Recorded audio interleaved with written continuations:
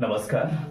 कर्म ही ईश्वर पूजा हा जो अतिशय महत्त्वाचा विषय आहे. आपण आज या विषयावरती बोलणार आहेत. किंवा काही माणसं यशस्वी होत आहेत किंवा यश प्राप्त करतायत, तर ते यश प्राप्त करू शकतात किंवा ते यशस्वी का बनतायत, आपण ह्या विषयी बोलणार आहेत.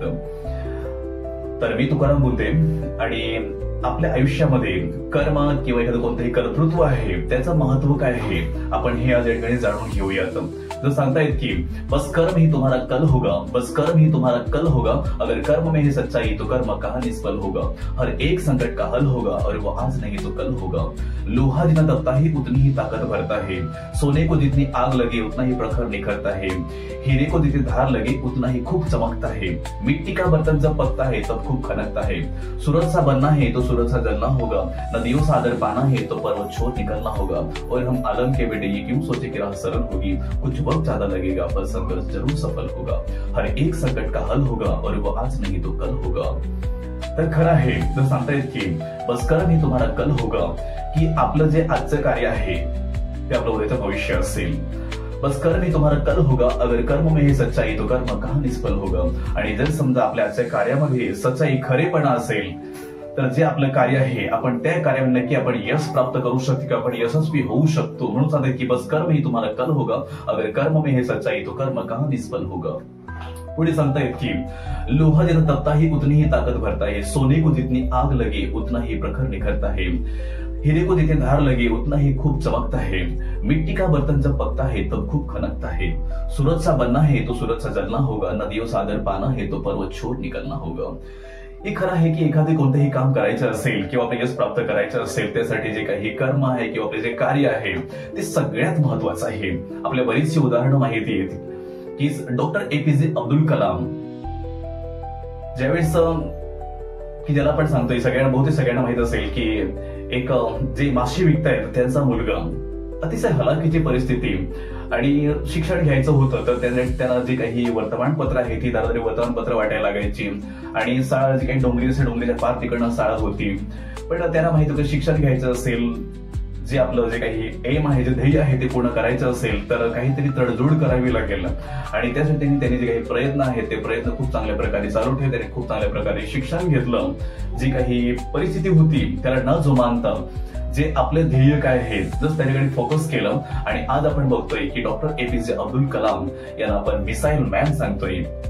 जे भारताचे सायंटिस्ट होऊन गेले किंवा जे भारताचे माजी राष्ट्रपती होऊन गेले आणि त्यांनी जे सगळं काही प्राप्त केलं ते कसं प्राप्त केलं तर कर्मामुळे. जे आपलं कार्य आहे त्याच्यामुळे ते आपले जे कार्य आहे ते कार्याशी एकनिष्ठ होते आणि ते यश त्या ठिकाणी प्राप्त करू शकले. डॉक्टर बाबासाहेब आंबेडकर हे जो सगळ्यांनाच माहिती आहे पण त्यांचं नाव भीमराव रामजी आंबेडकर आहे हे फार कमी लोकांना माहित असेल. बहुतेक लोकांना डॉक्टर बाबासाहेब आंबेडकर हे माहिती आहे. तर भीमराव रामजी आंबेडकर किंवा डॉक्टर बाबासाहेब आंबेडकर हे गुलामी त्या ठिकाणी किंवा जे काही जो काही जात आहे त्या जातीमध्ये जन्माला आले. त्यांना बरेचसे जे काही लोक होती विद्यार्थी ते हिणवायचे की हे महाराचं पोर, दलितांचं पोर त्यांनी हिणवायचे. त्यांना शिक्षण घ्यायचा अधिकार नव्हता. त्यांना शिकायचं असेल तर त्याला वर्गाच्या बाहेर बसवायचे. पाणी प्यायचं असेल त्यांच्याशी सेपरेट एक बाहेर असं मटकं ठेवलं होतं, त्या मटक्यातून पाणी प्यायचं. अतिशय बिकट परिस्थिती होती. लोक त्यांना चांगलं ट्रीट करत नव्हती. तरी पण त्याचं जे काही ध्येय होतं त्यांना माहित होतं की जर मला सक्सेसफुल व्हायचं असेल किंवा माझ्या समाजाची जी काही मला सुधारणा घडून आणायची असेल, माझ्या समाजामध्ये क्रांती घडून आणायची असेल त्यासाठी शिक्षण हे खूप महत्वाचं आहे हे त्यांना माहित होतं. आणि त्यासाठी जे काही आपलं कर्तव्य आहे ते त्यांना माहित होतं आणि ते आपले कर्तव्याशी एकनिष्ठ राहिले. आणि आपण आज बघतोय की डॉक्टर बाबासाहेब आंबेडकर यांच्या नावापुढे डॉक्टर लागते.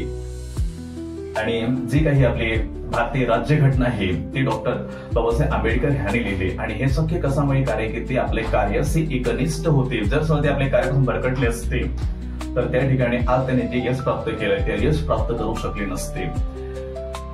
अशी बरीचशी उदाहरणं असतील. आपण क्रिकेटचं उदाहरण घेऊ शकतो किंवा फिल्म इंडस्ट्रीमध्ये बरीचशी उदाहरणं आहेत की जे काही कर्म आहेत त्या कर्माने माणूस यशस्वी झालेला आहे. सचिन तेंडुलकर ज्याला आपण गॉड ऑफ क्रिकेट सांगतोय, क्रिकेटची देवता सांगतोय, हे सुद्धा सगळ्यांनाच माहिती आहे. सचिन तेंडुलकर यांची टेस्ट क्रिकेटमध्ये पहिली इंटरनॅशनल मॅच पाकिस्तान बरोबर होती आणि पाकिस्तान सगळ्यात जो काही वेगवान गोलंदाज एक पेस किंवा फास्टर बॉलर वकार युनुस यांचा त्या पहिला बॉल त्या ठिकाणी फेस करायचा होता आणि पहिलाच बॉल त्या ठिकाणी येतोय आणि सचिन तेंडुलकरच्या नाकाला बॉल लागतोय आणि त्या ठिकाणी हे फुटतंय त्या ठिकाणी आणि रक्त त्या ठिकाणी बाहेर पडतंय. सचिन तेंडुलकर रक्तबंबाळ त्या ठिकाणी होत आहेत. अंपायर त्या ठिकाणी खेळ थोडा वेळ थांबवतोय आणि सांगतोय की सचिन तेंडुलकर तुम्हाला बाहेर जायचंय का? तेव्हा सचिन तेंडुलकर सांगतोय की no, I have to play, I will play. तो सांगतो की मला खेळायचंय. त्यांनी त्या ठिकाणी हिंमत दाखवली. त्याला माहिती की आज जर मी खेळलो तर माझं उद्याचं भविष्य चांगलं असेल. त्या ठिकाणी त्यांनी खेळण्याचा तो कट रचला आणि नंतर जे काही चौक्या आणि षटकारांची आतषबाजी त्या ठिकाणी होत राहिली. आज आपण बघतोय की सचिन तेंडुलकर यांना आपण गॉड ऑफ क्रिकेट, क्रिकेटची देवता सांगतोय आणि हे जे शक्य आहे ते कशामुळे? फक्त आणि फक्त कर्मामुळे. किंवा त्यांना हे माहिती की कर्म हीच ईश्वर पूजा आहे किंवा कर्म हेच आपल्याला पुढे घेऊन जाऊ शकते किंवा कर्म हेच आपल्या जगामध्ये वेगळी ओळख निर्माण करून देऊ शकतं. असं सगळ्यांना अमिताभ बच्चन माहिती आहेत, ज्यांना आपण फिल्म इंडस्ट्रीचा बाप म्हणतोय. पण ह्यांची जर गोष्ट ऐकायला गेलं किंवा जर काही माहित असेल, ज्यावेळेस Amitabh Bachchan first time audition द्यायला गेले त्यावेळेस जे डिरेक्टर होते सांगायचे की तुझी हाईट खूप जास्त आहे, तुझी हाईट मुंडासारखी आहे, तुझा आवाज बरोबर नाही, तुझं हे बोलतो फिल्म इंडस्ट्रीमध्ये काहीच होणार नाही. त्या थोडंसं निराश वाटलं पण त्याने फारसं मनावर घेतलं. ते बाहेर पडले. त्यांनी ठरवले की नाही, मला ह्या लोकांना काहीतरी करून दाखवायचं आहे. मला ह्या लोकांना दाखवून द्यायचं आहे की तुम्ही मला रिजेक्ट केलंय, तुम्ही काहीतरी गमावलंय किंवा हा लॉस माझा नाही, हा लॉस तुमचा आहे, हे त्याला त्या लोकांना दाखवून द्यायचं होतं. आणि तिथून ते बाहेर पडले. ते बऱ्याच ठिकाणी ऑडिशन द्यायला गेले. एका ठिकाणी सिलेक्ट झाले. त्या ठिकाणी ते ठरवले की माझं जे बेस्ट आहे, माझे कर्तव्याचे बेस्ट आहे ते मला आज या ठिकाणी द्यायचं आहे आणि मला प्रूव्ह करायचं आहे की I am one of the best. त्याने केलं तसं आणि आज आपण बघतोय की Amitabh Bachchan one of the most successful hero आपण सांगू शकतो. त्याला आपण क्रिकेटचा जे काही फिल्म इंडस्ट्री आहे त्याचा आपण बाप म्हणतोय.